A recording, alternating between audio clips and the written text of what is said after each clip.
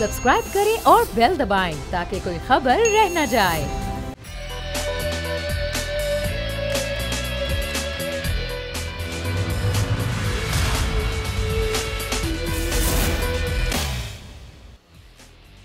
बिस्मिल्लाहिर्रहमानिर्रहीम, अस्सलामुअलैकुम। प्रोग्राम में मैं सुमैया रिजवान आपको खुशामदीद कहती हूँ।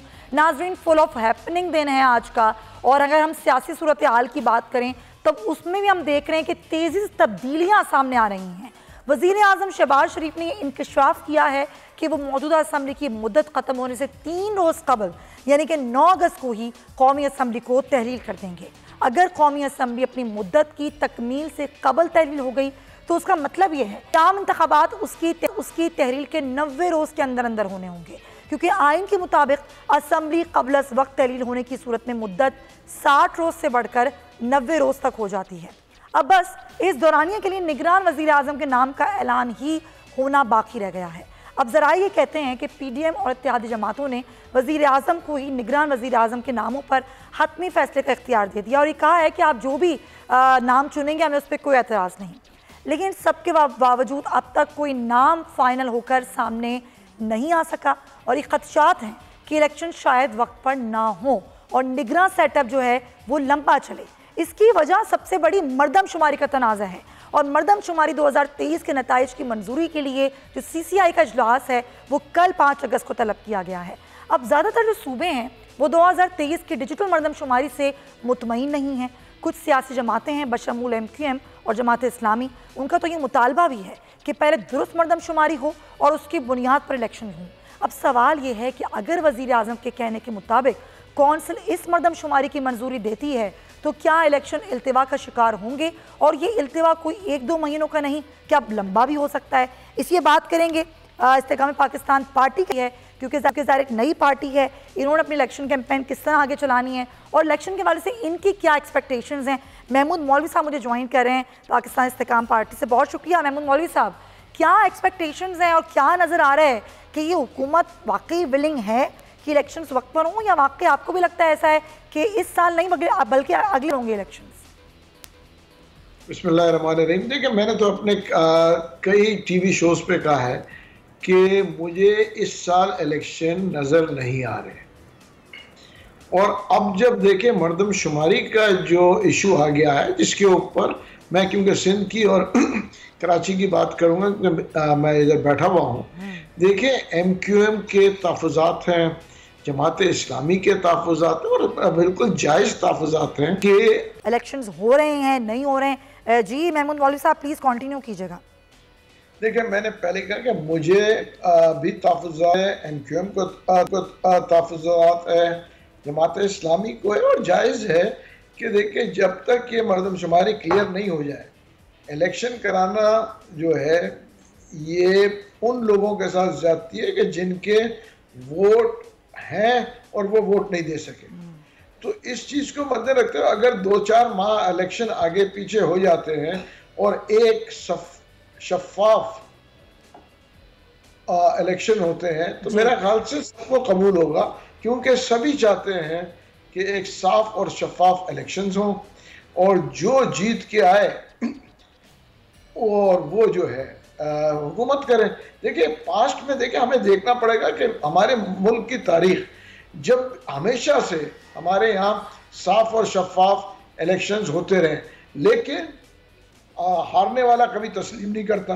देखिए ना, पिछली दफ़ा जब 2018 में हुए तो जो हारी वो कहने लगे जी साफ और शफाफ नहीं हुए।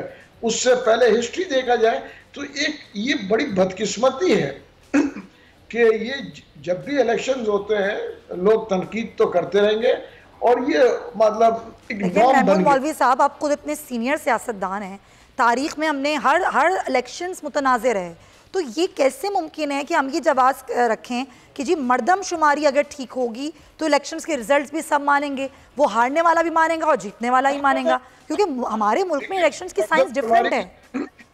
ना मैं मरदमशुमारी से नहीं कह रहा हूँ कि हारने वाला मानेगा और जीतने वाला। मेरा कहना है कि वो लोग जो वोट नहीं दे सकते हैं, देखिए चीज़ों को ज़रा बेहतर करना, हल्के ज़रा चेंज हो जाएंगे, बहुत सारी चीज़ें चेंज होंगी। इस वजह से कहूँगा, देखिए इलेक्शन जो है एज पर नॉर्म्स होंगे, हमेशा से जैसे पाकिस्तान में होते हैं और साफ और शफाफ होंगे। अच्छा। अब जब भी बदकिस्मती से जो हारेगा वो हमेशा ये कहेगा कि साफ और शफाफ नहीं हुए, अच्छा। और जो जीतेगा वो कहेगा साफ और शफाफ हुए। तो ये तो एक काम हो गया ना हमारा। आप मुझे बताएं, आपने कहा कि सारे इलेक्शन मुतनाज़ा होते हैं, मेरा कहना है कि कौन से इलेक्शन है जिसके अंदर किसी ने दिल खोल के एक्सेप्ट किया कि जी मैं हार गया हूं? ये तो हमारे यहाँ कल्चर ही नहीं है। हमारे यहाँ बदकिस्मती से ये कल्चर नहीं है कि हार को एक्सेप्ट करना। हाँ। देखिए, आप मुझे बताएं ना, जब ये जो है पीटीआई की गवर्नमेंट को हटाया गया, हाँ। वो एज पर नॉर्म्स हटाया गया, कोई इलीगल नहीं हुआ। उन्होंने कहा देखा जी एमक्यूएम जो साथ थी उन्होंने अपना पावर विड्रॉ किया तो गवर्नमेंट टॉपल हुई। इसमें कोई गन पॉइंट पे तो गवर्नमेंट चले टॉपल आप नहीं ये कह रहे हैं कोई गन पॉइंट पर नहीं हुई, कोई ज्यादती नहीं हुई, और ये कल्चर है हमारा कि हारने वाला जो है वो एक्सेप्ट ही नहीं करता रिजल्ट्स को। ये कल्चर अब कैसे चेंज होगा, ये आने वाले प्रोग्राम्स में मैं आपको फिर महमूद मौलवी साहब दावत दूंगी। वक्त की कमी है। So much for your time कि आपने वक्त निकाला आज के प्रोग्राम के लिए। तो यहाँ पर प्रोग्राम में एक ब्रेक का वक्त हुआ है, वापस आएंगे फिर दीगर इशूज डिस्कस करेंगे।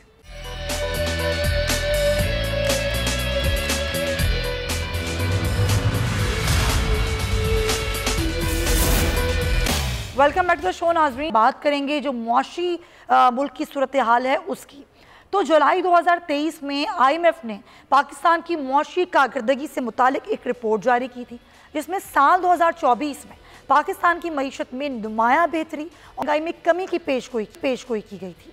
मौजूदा जो मुआशी सूरत हाल है, अगर उसका जायज़ा लिया जाए तो मुल्क के मुआशी हालात बेहतरी की तरफ जाते हुए नजर आ रहे हैं। बैरून मुमालिक से सरमायाकार आना शुरू हो गए हैं, उनका एतमाद बहाल होना शुरू हो गया है। स्टॉक एक्सचेंज में गुज़िश्ता रोज़ 6 साल बाद इंडेक्स बुलंद तरीन सतह पर पहुंचा। ईरानी वज़ीर ख़ारजा पाकिस्तान आए और बहुत से मुआहिदों पर दस्तखत हुए। तरक्की के नायब वज़ीर आज़म पाकिस्तान तुर्की के नायब वज़ीर आज़म भी पाकिस्तान आए। उन्होंने भी दिफाई मैदान में जो जदीद मामलात हैं उसको भी देखा। फिर सऊदी अरब की तरफ से जो पाकिस्तान में 24 अरब डॉलर की सरमायाकारी है उसका भी इंदिया दिया गया। फिर CPEC के 10 साल मुकम्मल हुए और उसके नए दौर का एक आगाज़ हो रहा है। गवादर समेत मुल्क की तरक्की के लिए जो चाइना से नए मुआहदे हैं वो भी तय हुए हैं। फिर ज़राअत के हवाले से जो इनकलाबी मंसूबे हैं उन पर भी काम का आगाज़ हो चुका है। फिर अगर हम आज की बात करें तो आज भी जो national aerospace and science and technology के हवाले से जो नए मामलात हैं वो भी आगे बढ़ रहे हैं। तो ऐसा लग रहा है कि वफाकी हुकूमत और तमाम कौमी इदारों का जो जोर है वो मिशन मईशत की बेहतरी की तरफ है। तो ये मामलात किस तरह से आगे बढ़ेंगे, फिर हमारी जो आवाम के लिए रिलीफ का मामला है वो किस तरीके से आगे बढ़ेगा, क्या महंगाई की शरह कम होगी, क्या रोज़गार के हवाले से मौके मज़ीद पैदा होंगे, इसी बात करें माहिर मुआशियात फ़ारूक सलीम साहब। अस्सलाम वालेकुम फ़ारूक साहब। जी वालेकुम अस्सलाम। फ़ारूक साहब, ये जो मुआशी अशारिये हैं लग तो रहा है कि मस्बत समत की तरफ जा रहे हैं और सरमायाकारों का एतमाद भी बहाल हो रहा है। आप किस तरह देखते हैं इस हाल को? देखिए, इस वक्त 26 करोड़ पाकिस्तानियों का जो सबसे बड़ा चैलेंज है, जो सबसे बड़ा माशी इशारिया है, वो महंगाई का इशारिया है। और अगर पिछले हफ्ते की जो हुकूमत की अपनी रिपोर्ट्स हैं महंगाई के हवाले से, वो ये बताती हैं कि पिछले सिर्फ एक साल के अंदर आटे की कीमत में 127% इजाफा हुआ है। मैंने पाकिस्तान की तारीख में एक साल के अंदर कभी आटे की कीमत में 127% इजाफा नहीं देखा। गैस की कीमत में कोई 108% इजाफा हुआ है, चाय की कीमत में 100% इजाफा हुआ है। ये सबसे बड़े इशारिये हैं जो 25 या 26 करोड़ पाकिस्तानी जितने भी हम हैं, जो नए सेंसस से हमें पता चलेगा, उनका सबसे बड़ा इशू है। आप सही कह रहे हैं। ये इशू कहीं रिजॉल्व होता हुआ नज़र आता है आपको कि हुकूमत की आज की अगर हम तरजीहात देखें, फिर आगे आने वाली जो हुकूमत है और IMF से स्टैंड बाय मुआहदा है उसके तहत आवाम को कोई रिलीफ मिलता हुआ नज़र आता है आपको? देखिए, जहाँ तक पाकिस्तान में महंगाई का ताल्लुक है, उसकी वजूहात हैं दो सबसे बड़ी। एक तो रुपया जब हमारा गिरता है डॉलर के सामने, जितनी भी चीज़ें हम इंपोर्ट करते हैं, जिसमें दालें हम इंपोर्ट कर रहे हैं, गंदम इंपोर्ट करते हैं, कपास इंपोर्ट करते हैं, मशीनरी इंपोर्ट होती है, पेट्रोल डीजल इंपोर्ट होता है, खाने बनाने का तेल होता है, इन सब की कीमत जो है वो बढ़ जाती है जैसे ही रुपया गिरता है, क्योंकि ये डॉलर में हम बैरूनी ममालिक से इंपोर्ट करते हैं। एक ये बहुत बड़ी वजह है। सही बात। दूसरी बड़ी वजह है, जो शायद इससे भी बड़ी वजह है, वो हुकूमत का नोट छापना है। अंदाजा कीजिए कि आज से 4-5 साल पहले, जिसको हम कहते हैं करेंसी इन सर्कुलेशन के, इस वक्त मुल्क के अंदर कितने नोट हैं जो सर्कुलेट कर रहे हैं, वो 5 साल पहले की फिगर थी 4 ट्रिलियन रुपए। और पिछले 5 सालों में 2 हुकूमतें आई, पीटीआई की हुकूमत आई, फिर पीडीएम की हुकूमत आई। इन दोनों हुकूमतों ने मिल के कोई 5 ट्रिलियन रुपीज इजाफी छापे। देखिए, पाकिस्तान में जो महंगाई की शरह है वो 30% है, इंडिया में जो है वो 5% है, बांग्लादेश में 8% है। तो कोई तो ऐसी वजह है जो हमारे यहाँ महंगाई बाकी खित्ते के मुकाबले में 3-4 गुना ज्यादा है। सही बात है। और वो ये है कि हुकूमत नोट बहुत छाप रही है, और ये नोट छापना वाला जो इशू है, ये सियासी फैसला है, ये माशी फैसला नहीं है। इसका मतलब ये, और एक तो ये वजह फारूक सलीम साहब कि आप नोट ज़्यादा छाप रहे हैं, आपकी मईशत इंपोर्ट पे खड़ी है। फिर एक और बड़ा संगीन मामला जिसमें स्मगलिंग जो अशिया की और डॉलर की जो हो रही है मुल्क से, उसको भी हुकूमत अब तक रोक नहीं पाई है। देखिए, डॉलर की स्मगलिंग पिछले 20 साल से चल रही है, वो कोई नया इवेंट नहीं है, और दोनों तरफ चलती है। जब पाकिस्तान के अंदर डॉलर का रेट जो है वो महंगा हो जाता है, फिर अफगानिस्तान से डॉलर स्मगल होके पाकिस्तान आते हैं, और जब काबुल में रेट जो है वो डॉलर का हाई होता है, फिर पाकिस्तान से स्मगल होके डॉलर जो है वो जाते हैं अफगानिस्तान। तो ये कोई नई चीज नहीं है, ये तो कई सालों से चल रही है। असल इशू जो है वो ये है कि 70 अरब डॉलर की हम इंपोर्ट कर लेते हैं, और 30-31 अरब डॉलर से हमारी एक्सपोर्ट्स ऊपर नहीं जा रहे। उसके नीचे, उसके नतीजे में डॉलर का एक संगीन फुकदान आता है। ये स्मगलिंग वाला इशू तो एक ट्रक की बत्ती है। अच्छा, इसमें कोई जांच नहीं है। सही। अच्छा, एक आखिर में बस मुझे फारूक साहब ये बता दें कि एक चीज़ समझ नहीं पा रही है आवाम कि एक तरफ डॉलर का रेट बढ़ रहा है, महंगाई भी इतनी बढ़ रही है, दूसरी तरफ हमारी स्टॉक मार्केट जो इतनी ऊपर जा रही है, ये क्या साइंस है? देखिए, जून के महीने में पाकिस्तान के अंदर भी और पाकिस्तान के बाहर भी डिफॉल्ट की बात सुनी जा रही है। और कराची स्टॉक एक्सचेंज या पाकिस्तान स्टॉक एक्सचेंज जो बन गई है, उसने अपनी शेयर्स की कीमत डिफॉल्ट प्राइसिंग जिसको हम कहते हैं वहां पे ले आई। दुनिया भर ये सोच रही थी कि पाकिस्तान डिफॉल्ट होने चला है, और इसलिए हमारे स्टॉक की कीमत जो है वो बहुत तेजी से गिर गई थी। अच्छा, अब वो डिफॉल्ट प्राइसिंग नहीं रही, अब डिफॉल्ट का खतरा टल गया है, मेरी नजर में खत्म नहीं हुआ। अच्छा, तो वो चीज आपको स्टॉक मार्केट में नजर आ रही। दूसरा इशू ये है, पाकिस्तान की स्टॉक मार्केट में कोई 2.5 से 3 लाख पाकिस्तानी जो हैं, सिर्फ उनका कोई इंटरेस्ट है, बाकी 25 करोड़ पाकिस्तानियों का कोई खास इंटरेस्ट स्टॉक मार्केट में नहीं है। तो स्टॉक मार्केट को एक बहुत जबरदस्त किस्म का कोई माशी इशारिया जानना, वो मैं समझता हूँ कि गलत हो। बिल्कुल सही, बड़ा अच्छा किया आपने, क्लियरिटी भी कर दी। बहुत शुक्रिया आपका फारूक सलीम साहब मौजूद थे। मुल्क की मौशी सूरत हाल किस तरफ जा रही है और क्या नज़र आ रहा है, उस पर बात कर रहे थे। आज नाज़रीन, कोर्ट की खबर में बड़ा अहम मामला हमने देखा, बड़ा अहम फैसला आया इस्लामाबाद हाई कोर्ट का। तोशाखाना फौजदारी केस काबिल समात है या नहीं, उसमें ये हुक्म दिया गया है कि दोबारा दलाइल सुनकर जो है वो ट्रायल कोर्ट फैसला करे। और जो ये भी कहा गया कि जो काबिल समात होने का मामला था, जो दरख्वास्त थी, जो फैसला था, उसको कलअदम करार दिया गया। दूसरी जो दरख्वास्त थी चेयरमैन पीटीआई की कि ये केस दूसरी अदालत में मुंतकिल किया जाए, उसको भी मुस्तरद किया गया। हाई कोर्ट का अहम फैसला, इसमें से 8 अपीलें थीं और उसमें से 5 का जो है आज एक शॉर्ट ऑर्डर था वो दिया गया है। इसी पर एहतशाम कियानी हमारे साथ हैं, उनसे बात करते हैं।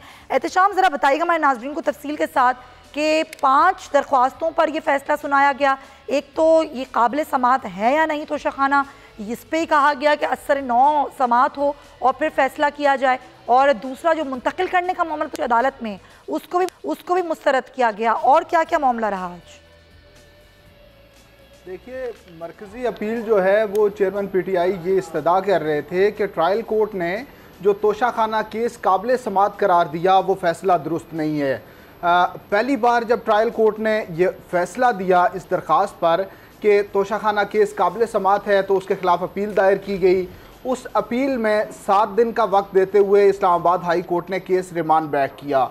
लेकिन जो ट्रायल कोर्ट के जज हुमायूं दिलावर हैं वो बज़ाहिर किसी जल्दी में हैं, केस का ट्रायल बहुत जल्द कंक्लूड करना चाहते हैं, इसलिए उन्होंने वो जो 7 दिन की डेडलाइन थी उसको 7 दिन नहीं बल्कि उससे आधे वक्त से भी कम में यानी 3 दिन में उसको कंक्लूड कर दिया। और उसमें लूप होल ये था कि आपने जिस पार्टी को जो कि उसमें मरकजी पार्टी है, जो एक्यूज्ड के वकला हैं उनको आपने वक्त देना था, लेकिन उन्हें सुना ही नहीं गया। एक्स पार्टी जो कि कानूनी टर्म है, इसे कहते हैं वन साइडेड, एक फरीक को सुनने के बाद ये फैसला दे दिया गया कि ये दरख्वास्त जो है ये मुस्तरद की जाती है और केस काबिल समात है। इससे चेयरमैन पीटीआई का केस मजबूत हो गया। उन्होंने हाई कोर्ट में ये कहा कि वन साइडेड मौक़िफ़ सुन के आपने एक बार फिर डिसाइड कर दिया। हालांकि हाई कोर्ट ने 8 क्वेश्चंस फॉर्मुलेट करके ट्रायल कोर्ट को भेजे थे कि आपने बड़ा कॉम्प्रिहेंसिवली इन तमाम सवालात पे दोनों पार्टीज़ को सुनने के बाद फैसला करना है। तो ये अब इस हद तक रिलीफ है कि ट्रायल कोर्ट को एक बार फिर से ये दरख्वास्त सुननी पड़ेगी और उस पर फैसला करना होगा। दूसरा ये था कि ट्रायल कोर्ट के जो जज केस सुन रहे हैं उन पे तासुब का इल्ज़ाम लगाया गया था। ये कहा गया था कि उनकी फेसबुक का एक अकाउंट है उनका और उस पर चेयरमैन पीटीआई से मुतालिक जो पोस्ट की गई हैं वो उनके खिलाफ हैं, तो ये जज उनसे मुतालिक मुतासिब हैं, तो इनसे केस ट्रांसफ़र किया जाए। लेकिन ये मामला एफआईए को हाई कोर्ट ने भेजा और एफआईए की जो रिपोर्ट थी वो जज जो ट्रायल कोर्ट के जज हैं उनके मौक़िफ़ की ये सारा मामला आज हुआ है। एहतशाम कियानी आप हमारे साथ ही रहिए। एहतशाम अली अब्बासी से ही बात करते हैं। एहतशाम, हम रोज़ाना की बुनियाद पर इस केस पर बात करें। एहतशाम कियानी बता रहे हैं कि ये लग रहा था कि जल्द से जल्द जो है ये मामला हो जाएगा, लेकिन अब ऐसा नहीं हुआ। लेकिन कल ही हुमायूं दिलावर ने जो है चेयरमैन तहरीक इंसाफ को कहा है कि वो आएँ और पेश हों, वकला भी दलाइल दें। कियानी साहब जैसे कह रहे थे कि जज साहब को जल्दी है, तो जज साहब की जल्दी का ये है कि 6 तारीख को उनकी फ़्लाइट है और 6 तारीख को उन्होंने जाना है। उससे पहले उन्होंने ये फैसला करना है। इससे कबल भी आपको मैं बता चुका था। अलबत्ता हाई कोर्ट से चेयरमैन पीटीआई को कोई बड़ा रिलीफ मेरी समझ में नहीं आता, क्योंकि उसी अदालत में केस वापस भेज दिया गया है और उसी अदालत ने कल 8:30 पे दोबारा उनके वकला को बुला लिया है। और जो पहले से एक जो रट लगाई थी उन्होंने कि भाई जल्दी से दलाइल दें, जल्दी से गवाह पेश करें, बल्कि गवाह के तो उनको जो हक है उस पर दोबारा से वो सारी बहस होनी है। लेकिन जो जज साहब के रवैये से लग रहा है, आज भी जो लग रहा था, क्योंकि न्याजुल्लाह न्याजी जो वकील है सीनियर, उनके साथ भी उनकी आज तल कलामी हुई है और उस हवाले से बार ने एक एलामिया भी जारी किया है जिसमें उन्होंने कहा कि अगर जज साहब माफ़ी नहीं मांगेंगे तो हमारे जो वकला हैं वो उनके सामने अब पेश नहीं होंगे। तो हवाले से तलखी नज़र आई है। जज साहब के अंदर भी जो है वो अंदर जो, क्योंकि वकला की जो टीम है दोनों के दरमियान जो है मुख्तलिफ वक्त में ये बहस मुबासा चलता रहा। तो अब जो है कल सुबह 8:30 का वक्त दिया गया है और उस वक्त पर यही कहा गया कि वो आके दलाइल दें। और जैसा कि लग रहा है कि जज साहब ने कल ही इस सारे केस को निपटा देना है। अगर पीटीआई के वकला नहीं पेश होते, क्योंकि इन पर्सन चेयरमैन पीटीआई को भी बुलाया गया अदालत में कि कल वो भी हाजिर हों, और इससे तो लग ये रहा है कि आप ये कह रहे हैं कि यहाँ भी जल्दी का ही मामला लग रहा है। बासी के लग तो हमें यही रहा था कि शायद पीर तक का वक्त हो, फिर ये दोबारा से जज हुमायूं दिलावर बुलाएं चेयरमैन पीटीआई को और उनके वकला कल ही तलब कर लिया गया है कि आके दलाइल दें। बहुत शुक्रिया आपका एहतशाम अली अब्बासी, एहतशाम कियानी। नाज़रीन, प्रोग्राम का वक्त ख़त्म होता है। आपसे पीर को मुलाकात होगी। अपना ख्याल रखिए। अल्लाह हाफ़िज़।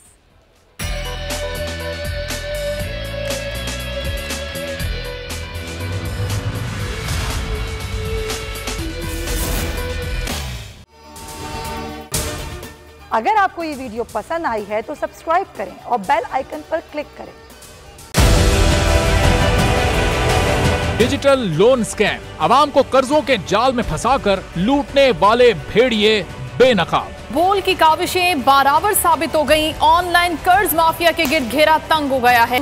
बोल ने दिया अपने आवाम का साथ, उठाई इस स्कैम के खिलाफ आवाज। बोल की डिजिटल लोन स्कैम के खिलाफ आगाही मुहिम की सबसे बड़ी ट्रांसमिशन 59% आवाम ने देखी अपनी स्क्रीन पर, क्योंकि बोल है पाकिस्तान का नंबर 1 न्यूज चैनल।